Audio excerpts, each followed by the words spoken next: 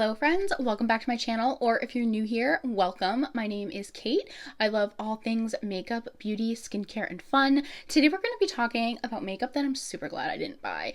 This is no hate to these brands, and certainly no hate if you love these products, then that's great. I'm happy for you. They're just not for me, even if I initially thought that they would be. So without any further ado, let's get into it.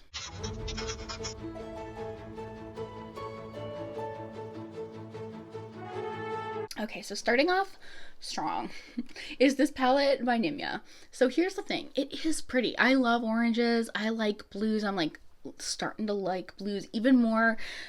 This is like very neutral for me. So if we take away the orange and the blue, this is like a completely neutral palette. I have neutral palettes in my collection.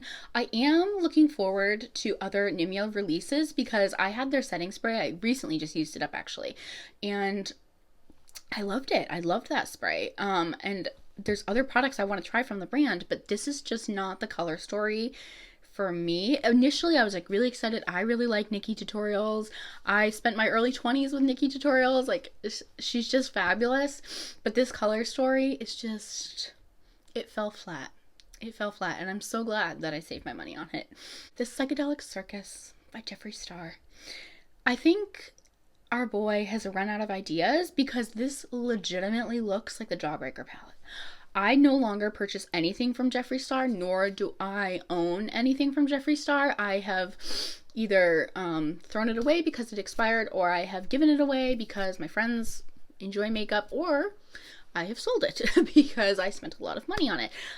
Because for a while there, I really was not aware of the things that he said and did to people off camera. And now that I've been made aware of those things, I do better. So I don't buy anything from him. However, this is it's just kind of funny to me because it literally looks like the Jawbreaker palette. So I'm just not getting why this palette was necessary in his repertoire of things. Yeah, I'm not going to be interested in buying anything from him in the future. But this just was like kind of silly to me because I was like, wait a minute. At one time, I owned the Jawbreaker palette. I know what that palette looks like.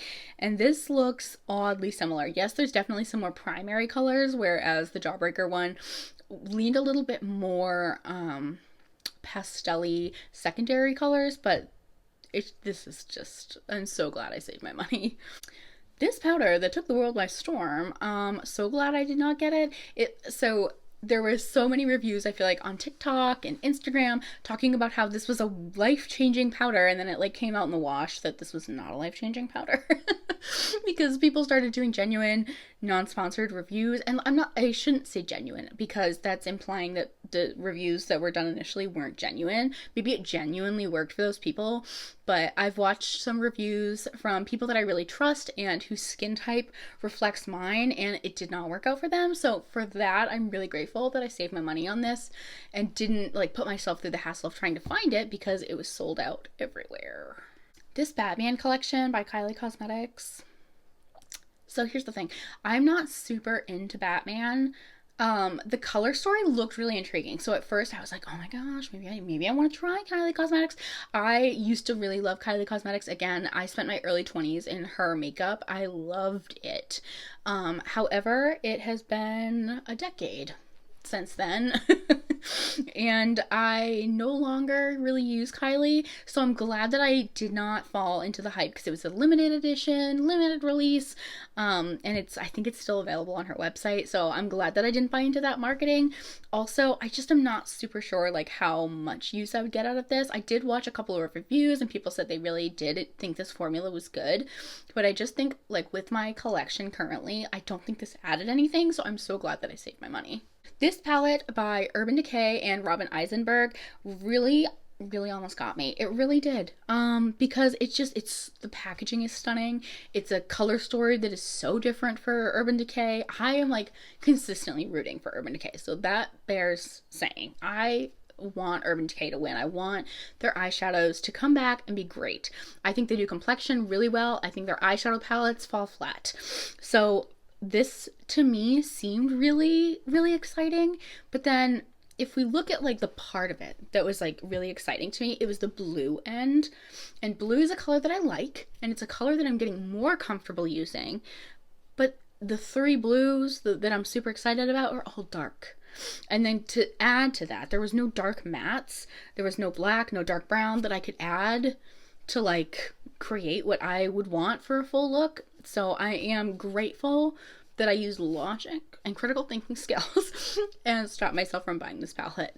Too Faced just came out with a really exciting launch, but this was not it. This was their Pumpkin Spice Second Slice palette, and the reason that I'm glad I didn't buy this is that I've basically already had this. I had their like Gingerbread Man palette, and this looked almost identical to it. And I feel like a lot of their fall releases look exactly the same. They have that like really bright pink / pinky purple magenta, and then they have a lot of really warm tone neutrals.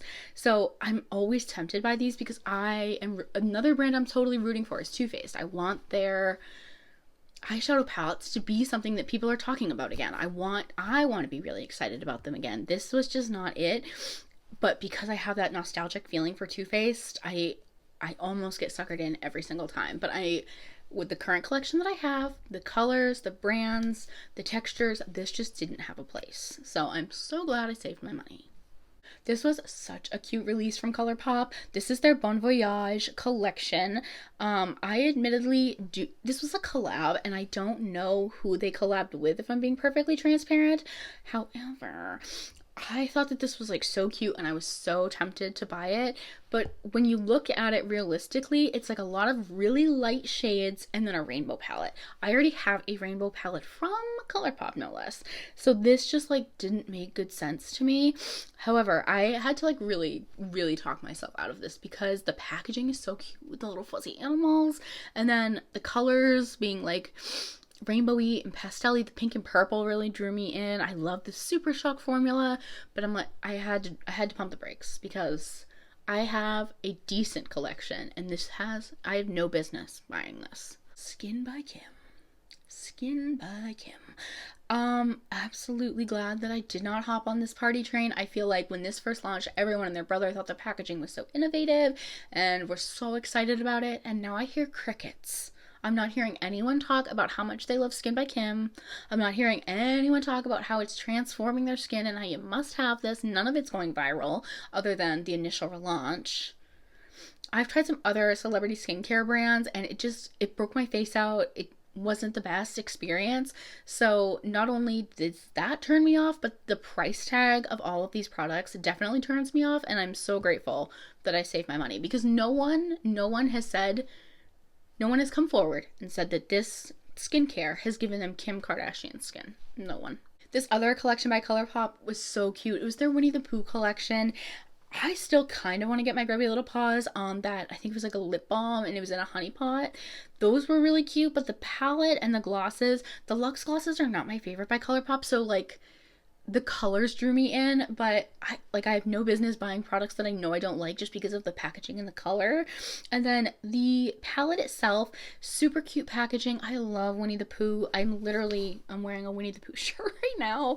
I love Winnie the Pooh. I don't think that I would have gotten a ton of use out of that palette. Also, the colors that I was the most excited for were like the sagey greens, and I have several sagey green palettes in my collection, and several of them are from ColourPop. So again, I had no business spending my money on this, and I'm really glad that I didn't. These by Huda almost got me. They almost got me because I loved their neon 9pans. I recently decluttered them because they were old and they needed to move along, but they almost got me, specifically the blue one, because that one really is giving some neon-y vibes. But it wasn't the right color story. I wish that the orange and purple one were a little bit more neon than they are, but they're not. They're a little bit more of a muted purple, a little bit more of a muted orange. So these, I think, could have been better if they were those neon tones. This is, again, my humble opinion. So for me, I'm very glad that I didn't buy these because I think I would have been disappointed. I think I wanted them to be neon so bad, so I was like, oh, I could grab these and these could be very similar because it does have that like a light yellow chartreuse in the blue one, but I think realistically that would not have been enough to like satisfy my craving for those neon palettes, so I think I would have been sorely disappointed. The last one we're going to talk about today is this by e.l.f. They came out with the Dunkin' Donuts collaboration, and while it was so cute, the donut sponge so cute, I think in people's annual declutters, I think I saw everyone that I follow religiously declutter the Dunkin' palettes because the quality just wasn't there. I don't think there's anyone really that is like still raving about that collection. I think it was cute. I think it was novelty. If you're a big Dunkin' Donuts fan, I can totally see how you fell into that. However, I'm grateful that I did not, because I think I would have been the same. I think at the end of this year or the end of last year, I would have ended up decluttering most of it. I think a lot of it would have gotten lost in my drawers, and I don't think it had a place in my collection. Thank you guys so much for watching today's video. If you enjoyed this video, please go ahead and give it a thumbs up. It would mean so much to me if you would consider subscribing to my channel down below. As always, please stay happy, stay healthy, and stay blessed, and I'll see you on the next video. Bye.